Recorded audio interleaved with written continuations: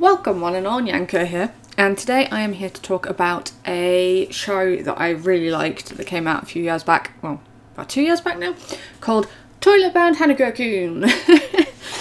So I was watching this back when it was airing every week, and I absolutely fell in love with it. I love the art style, I love the storytelling, I love the characters, I love the world. It was an amazing show. So, if you don't know what Hanako-Kun is, or Toilet Bound Hanako-Kun is, basically, it's set in a school, and our main character is Nene Yashiro. She is a young girl who is basically easily... what's the word? She falls in love easily, basically. And she hears about the rumour about Hanako-Kun, and... what happens in this school is that there's 7 wonders, and she hears about Hanako-Kun, and if she summons Hanako, then she will have her wish granted. So she goes, she follows the rumour, she goes into the bathroom where Hanako is supposed to reside and summons him, and then her thinking Hanako is a girl, but then gets really surprised when she actually does find out that he's a he. And then Hanako goes about trying to help her, fulfill the wish.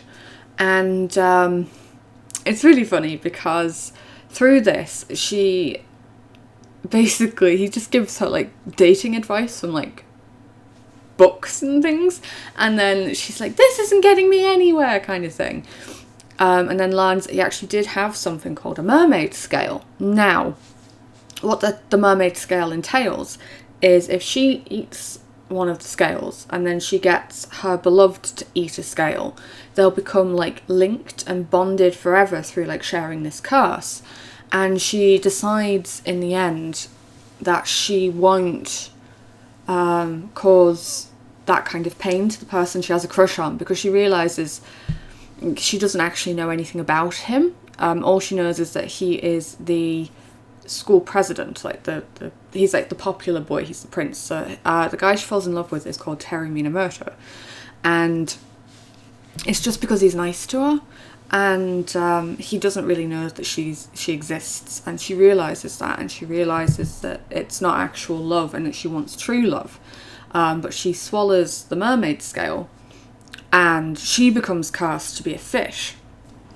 But what's really sweet is that Hanako then swallows the other mermaid scale to grant her wish, technically being bonded to someone. And so now she's only half cursed. So every time water falls on her, she starts turning into a fish or gets scales and stuff, which is a running gag through the show. Another running gag is that she's compared to a daikon a lot, and her legs she's called daikon legs or a lot of the time. Which she's very insecure about, which I think is quite mean, because Nene is gorgeous, but yeah, it's a running joke. So then, as you go through the story and stuff, you meet Ko, who is a junior high student. I think he's from he's not in the high school, he's in the year under, and he's a exorcist, and he's desperately out to vanquish Hanako. And it then turns out that his grandmother is the one who sealed Hanako's powers away a long time ago, so that's why he's got the sticker on his face. And then he kind of becomes their friend, and he gets pulled into a lot of the situations and stuff, and they basically just go around dealing with the other wonders of the school and the other apparitions that appear within the school. So you've got the 4th wonder, which is the 5 o'clock library. You've got the Misaki stairs. You've got the Hall of Mirrors, I think is one of them.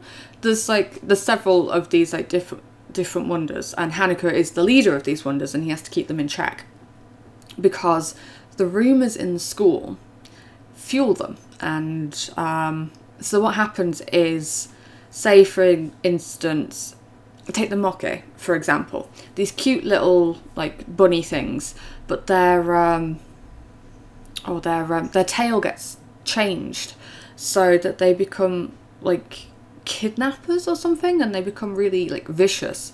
And so what Hanako ends up having Nene do is change them like the stories and make them nice again. So one of the things that she does, especially with the moke, is she says that you have to carry sweets around with you, and if you just scatter some sweets, they'll leave you be. All they want is some treats. Which is really sweet, because the moke are just like adorable. I love them. So yeah, that's basically the premise of the story. You do find out more about Hanako as you go through.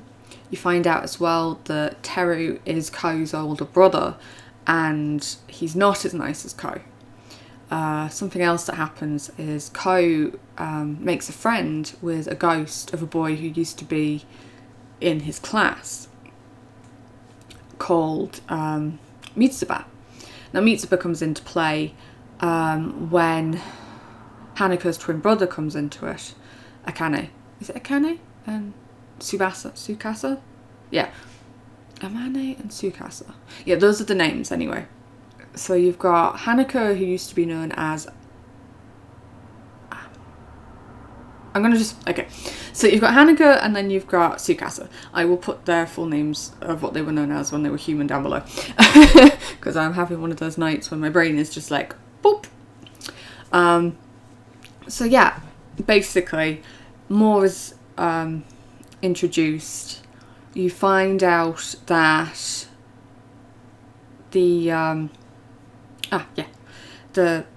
one of the classroom teachers, is a wonder as well, and he used to teach Hanako when he was human, and he changed his future, and it's heavily implied that he murdered his little brother, or his younger twin brother, and then they became bound to the school somehow. I don't fully know why or how or what happened, because I haven't read the manga yet. I've only seen the TV series. I've been holding out hope for a season 2, but I don't think that's ever going to happen. Please let there be a season 2. I mean, it is only 2 years old, so it could be that there's another one in the works, because I know that the manga is still ongoing.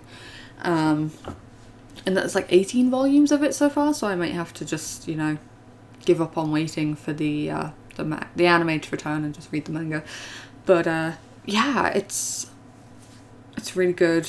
I keep saying really good. Yeah, it was great. It was fun. It was heartfelt. It left you in suspense a lot. I really ship Nene and Hanako together, even though she keeps saying that he isn't her type. I don't care. I ship you. You are adorable together. Please make it happen, author. Hanako is like really sweet as well. He can go from being like super playful and super fun to being like really serious and sinister, like that. It's fun to see, actually, because I like a character that can go from being like super fun and cheeky to being like dark and brooding quite easily. But he does seem to be genuinely sad and lonely, and having Nene around makes him a lot happier. Although Nene is like, I hate this a lot of the time, because she's like gets pulled into situations that could be quite devastating to her and safety. As seen with the Misaki stairs, when they get like pulled into this other dimension while they're trying to save her best friend Aoi. There's like other things that are like hinted at as well. So because Hanako has his 2 friends, so you've got Nene, Ko, and Hanako, and then on the other side you've got his brother. I'm forgetting his name. Tsukasa, sorry. Tsukasa. And then his two minions. He's got like a girl called Sakura, and then there's a boy as well with him, and I forget his name. I'll put name down there. So basically, Hanako goes around granting the wishes of humans, whereas his brother seems to go around perverting the stories of the wonders and the apparitions within the school. So this is where Mitsuba comes into play. Mitsuba is very weak, and he is very depressed kind of thing, and that's why he killed himself. But he was a really good photographer. And Tsukasa takes him in, basically, and perverts him and changes him and gives him a story which then changes him fundamentally. And it's interesting to see how much this actually breaks Ko to a point, because like Mitsuba is his friend even though he's a ghost, and he gets utterly devastated by the fact that his friend gets pulled into these games, and then he thinks that his friend has died, and then later on he finds out his friend is alive again, but not exactly the same, because it's like a portion of his friend that Tsukasa took as payment for granting his wish the first time round. And so poor Ko gets broken again, but Mitsuba is still alive, but he then becomes the new, I think it's the third Hall of Mirrors, like the third apparition, which is like heartbreaking again to see, because Ko is like, my friend is back, and then it's like, no, your friend is not here anymore again, or I have your friend and I am manipulating him and changing him and stuff. So it's quite interesting. Trying to think of who else there is, because there's so many characters, and it's like more stuff that's hinted at and stuff that I'm really looking forward to seeing in the future if we get another one. So yeah, oh yeah, the Hall of Mirrors. Mitsuba becomes the Hall of Mirrors, who is the third wonder. Okay, number 5 is the 4 o'clock library. I got them the wrong way around. And then 2 is the Misaki Stairs. I think that's all we've met so far in the anime. I know there's 7 wonders. So you've got... Oh, okay. So... The 7 wonders. There's the 3 clock keepers, who we haven't met yet. There's the Misaki Stairs, who we do meet. There's the Hell of Mirrors. Sorry, not the Hall of Mirrors. Even with my glasses, I can't read. There's the Shijima-san of the art room, whoever that is, we haven't met them yet. The 4 o'clock library, who is number 5. Number 6 is the Reaper, and then 7, of course, is Hanako. And he's the, like I said, he's like the head honcho over them, and we don't know how he became the head honcho, why he's the head honcho. Maybe it's, we'll find out more in the manga. But I really want them to like animate it more, because it's really fun, it's sweet. I love the art style.